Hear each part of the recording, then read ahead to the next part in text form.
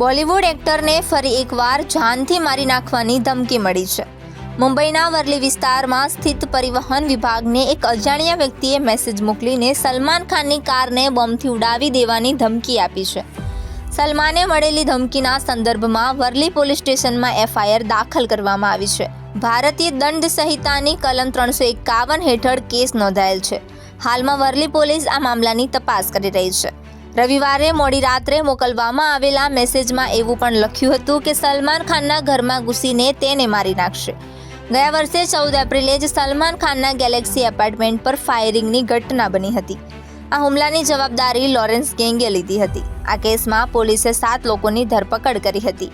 આમાંથી 2 આરોપીઓને જામીન મળી ગયા છે અને એક આરોપીએ આત્મહત્યા કરી લીધી છે।